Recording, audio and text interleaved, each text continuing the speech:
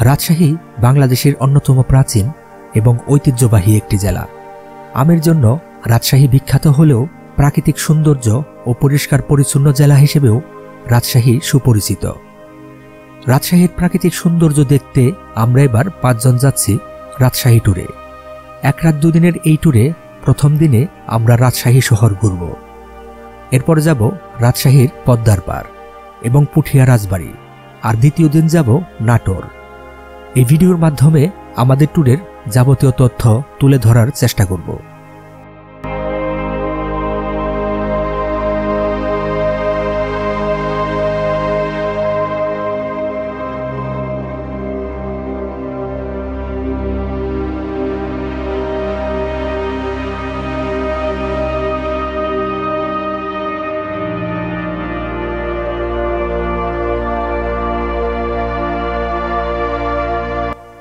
আমাদের এবারের ভ্রমণ শুরু হয়েছিল সাভার বাস স্ট্যান্ড থেকে, আর আমরা এবার ভ্রমণ করেছি রাত 11টা 30 মিনিটের হানিফ পরিবহনের একটি নন এসি বাসে করে।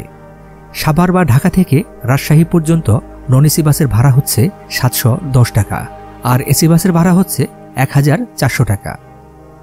আমাদের গাড়ি রাত 2টার দিকে সিরাজগঞ্জে যাত্রা বিরতি করেছিল। এখানে গরুর মাংস এবং রুটি দিয়ে আমরা রাতের খাবার খেয়েছি। বিল হয়েছিল 120 টাকা করে। খাবারের স্বাদ ছিল বেশ ভালো।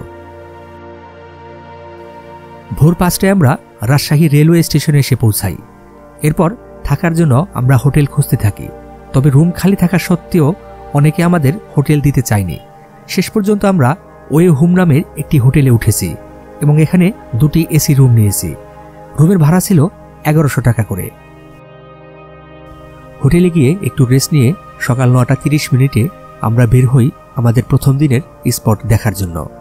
আমাদের প্রথম দিনের পরিকল্পনা হচ্ছে আমরা প্রথমে যাব পুঠিয়া রাজবাড়ি, এরপর বিকেলে যাব পদ্মার পাড় এবং রাতে ঘুরব রাজশাহী শহর। সকালে বের হয়ে আমরা হোটেল ডালাসে খিচুড়ি এবং গরুর মাংস দিয়ে সকালে নাস্তা করেছি। এরপর আমরা ভাদ্রা মোড়ে এসে পুঠিয়া যাওয়ার জন্য 600 টাকা দিয়ে একটি অটো রিজার্ভ করলাম। ভাদ্রা থেকে পুঠিয়া বাসেও যাওয়া যায়। বাসের ভাড়া হচ্ছে জনপ্রতি 30 টাকা করে। বেলা 12টার দিকে আমরা পুঠিয়া রাজবাড়ি এসে পৌঁছাই। 17 শতকে মুঘল আমলে তৎকালীন বাংলার বিভিন্ন রাজ্যের মধ্যে পুঠিয়া রাজবাড়ি ছিল প্রাচীনতম। পুঠিয়া রাজবাড়ি ছিল মহারানী হেমন্ত কুমারী দেবীর বাসভবন। 1895 সালে তিনি দ্বিতল এই রাজবাড়িটি নির্মাণ করেন। পুঠিয়া রাজবাড়ি রাজশাহী জেলা সদর থেকে 32 কিলোমিটার উত্তর পূর্বে অবস্থিত। পুঠিয়া রাজবাড়ি সপ্তাহে রবিবার দিন বন্ধ থাকে।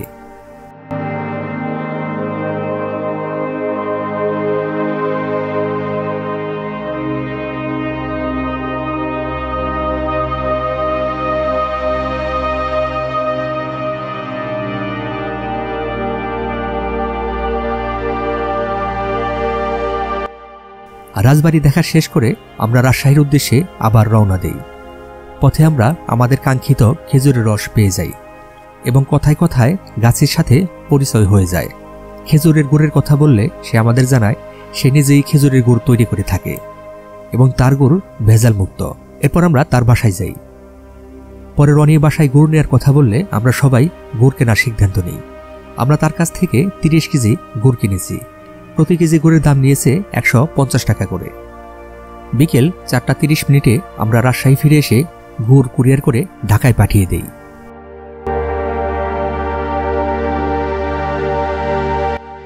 একটি কর্মচঞ্চল দিনের পর আসে একটি সুন্দর বিকেল। সে বিকেলটি যদি হয় এমন এক জায়গা যা সারা দিনের ক্লান্তি দূর করে দিবে, এমন একটি চমৎকার জায়গা এবং চমৎকার বিকেল আমরা পেয়েছি রাজশাহীর পদ্মার পাড়ে এসে।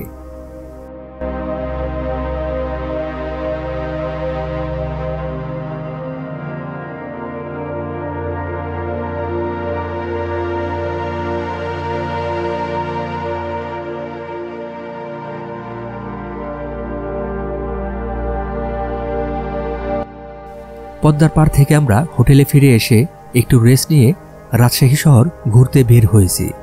রাতের রাজশাহী শহরটা যে কতটা সুন্দর সেটা স্বচক্ষে না দেখলে বুঝতেই পারবেন না।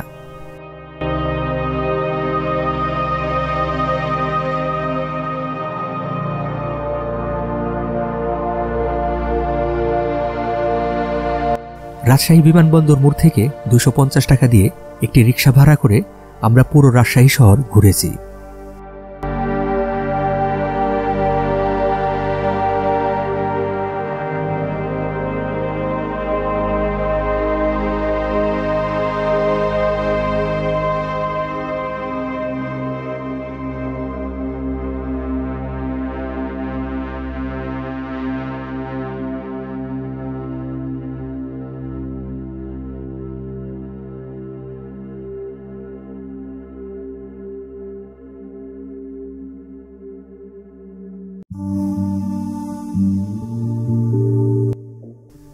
আজকে হচ্ছে রাজশাহীতে আমাদের দ্বিতীয় এবং শেষ দিন। আর আজকে আমাদের পরিকল্পনা হলো আমরা প্রথমে রাজশাহী থেকে নাটোর যাব এবং নাটোর থেকে ঢাকা ফিরে আসব। সকালে ডালাস হোটেলে নাস্তা করে আমরা রাজশাহীর ভাদ্রা মোড়ে চলে আসি। এখান থেকে সকাল 9টার সময় আমরা নাটোর যাওয়ার বাসে উঠি। দুপুর 12টার দিকে আমরা নাটোরের পিটিসি মোড়ে এসে পৌঁছাই। এখান থেকে একটি অটোরিকশা করে আমরা উত্তরা গণভবন চলে আসি। দীঘাপাতিয়া রাজবাড়ি বা উত্তরা গণভবন 18 শতকে নির্মিত দীঘাপতিয়া রাজাদের বাসস্থান। নাটোর শহর থেকে প্রায় 2.4 কিলোমিটার দূরে এই প্রাসাদটি অবস্থিত। নাটোরের রানী ভাবানী তার নায়েব দয়ারামের উপর সন্তুষ্ট হয়ে তাকে দীঘাপতিয়া পরগনা উপহার দেন।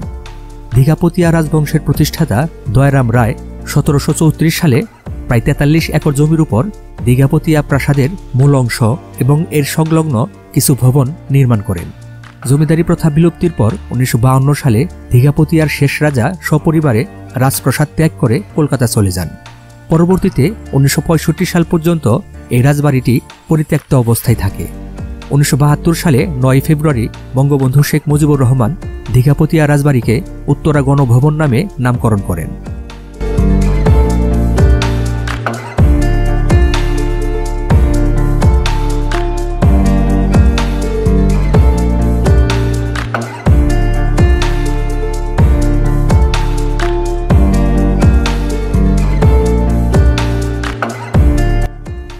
উত্তরা গণভবন দেখার পর আমরা নাটোরের শঙ্কর গোবিন্দ চৌধুরী স্টেডিয়ামে চলে আসি।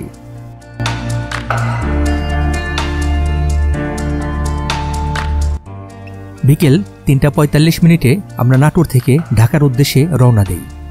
নাটোর থেকে ঢাকার বাসের ভাড়া হচ্ছে 500 টাকা। এক রাত দুদিনের এই ট্যুরে আমাদের জনপ্রতি খরচ হয়েছে 3200 টাকা করে। তো আজকের এই ভিডিওটি এই পর্যন্তই। দেখা হবে অন্য কোনো ভিডিওতে। ভালো থাকবেন সবাই। আল্লাহ হাফেজ।